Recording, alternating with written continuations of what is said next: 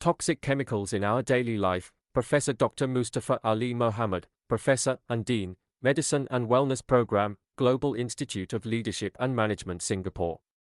GILMS.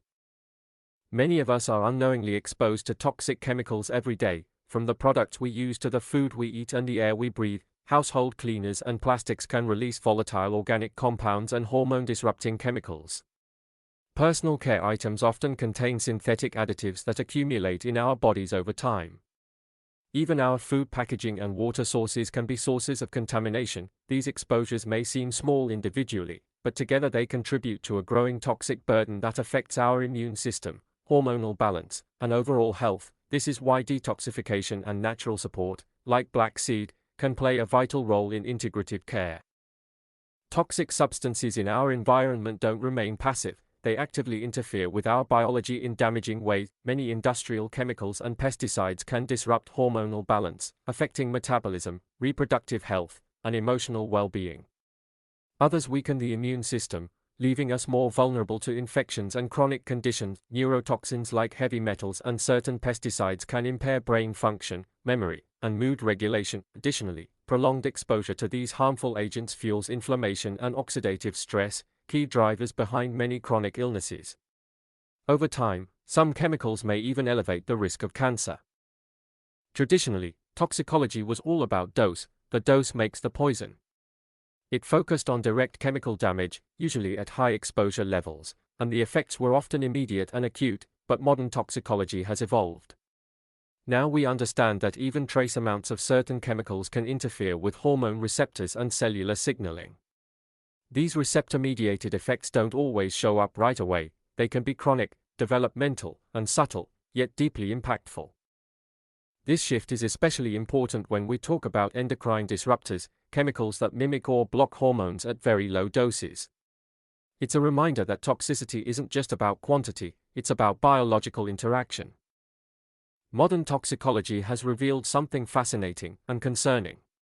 A single chemical can bind to multiple receptors, and conversely, a single receptor can be activated by many different chemicals. This receptor promiscuity means that even trace amounts of a substance can have significant biological effects, especially when it comes to hormone receptors. The diagram here shows how various chemicals, some natural, some synthetic, can bind to estrogen receptors with varying potency. What's striking is that some of these chemicals are thousands of times weaker than estradiol, yet they still exert measurable effects. This challenges the classical toxicology model, which focused on high-dose, acute toxicity. Today, we must consider low-dose, chronic exposures and their subtle but serious impacts on health.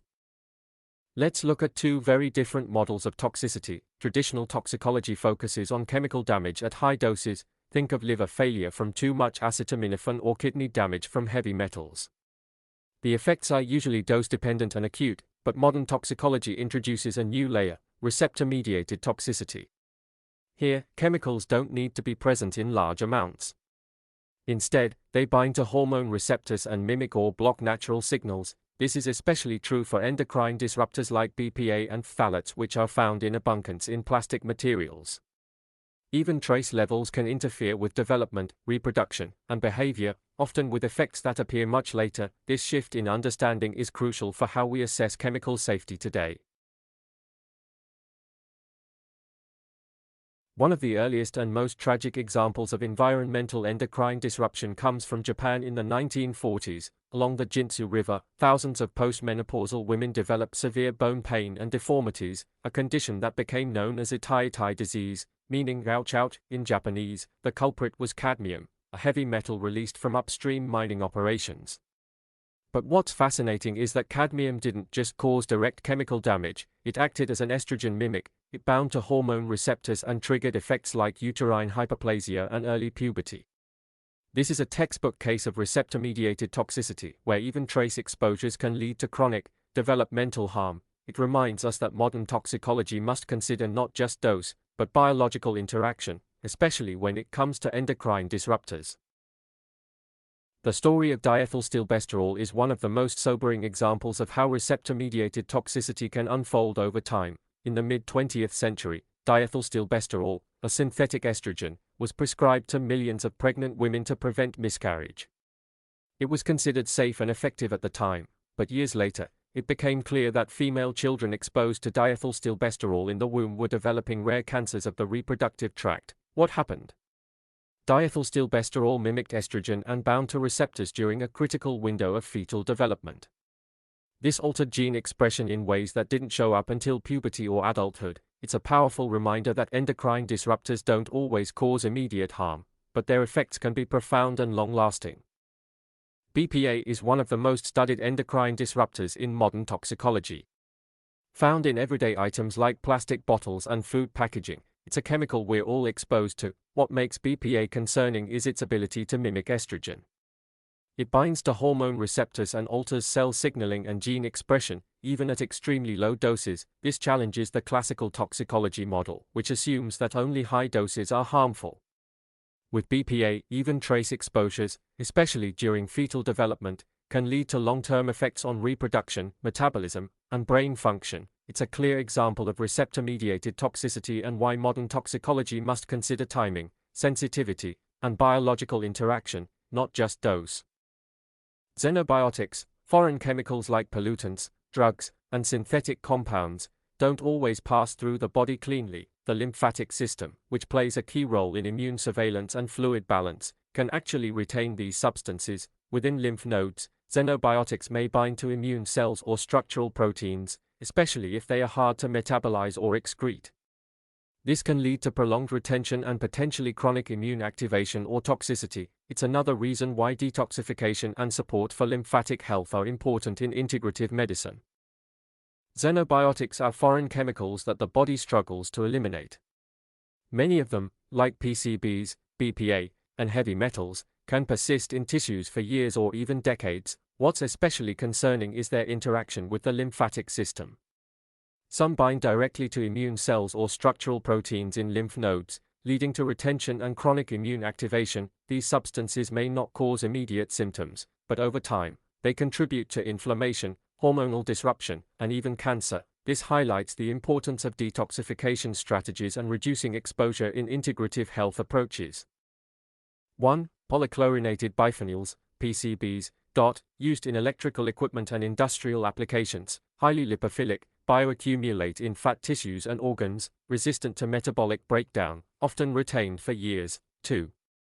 Polycyclic aromatic hydrocarbons, PAHs, found in tobacco smoke, grilled foods, and exhaust fumes, can bind to DNA and proteins, leading to long-term cellular damage, poorly metabolized, and may persist in tissues. 3. Bisphenol A, BPA, found in plastics and food can linings, acts as an endocrine disruptor, can bind to proteins and immune cells in lymph nodes, leading to retention. 4. Trichloroethylene, TCE, industrial solvent and degreaser, known to accumulate in the liver and fat tissues, difficult to metabolize and linked to liver and kidney toxicity. 5. Certain pesticides, example, DDT, persistent in the environment and human tissues. Some bypass phase 1 metabolism and directly enter phase 2, but still resist full excretion. 6. Heavy metals, example, lead, mercury, cadmium, not metabolized. Instead, they bind to proteins and accumulate in organs and bones, can remain in the body for decades. 7. Food additives and preservatives, artificial sweeteners, dyes, and preservatives may resist enzymatic breakdown. Some can bind to immune cells or structural proteins in lymph nodes. Here is a summary of some examples of some xenobiotics, their sources, retention mechanisms, and health impact. Xenobiotics don't always leave the body easily. Many are lipophilic, meaning they prefer fat over water, so they settle into fatty tissues and organs. Others have low water solubility, making it hard for the body to flush them out through urine or bile. Some bind directly to proteins or immune cells, especially in the lymph nodes, where they can linger and disrupt immune function. And when our detox systems, like the liver or lymphatic system, are overwhelmed or sluggish, clearance slows down even more. This is why integrative approaches often emphasize detoxification and support for lymphatic flow. Thank you very much for your kind attention to the video. Hope to see you again in other videos. Thank you.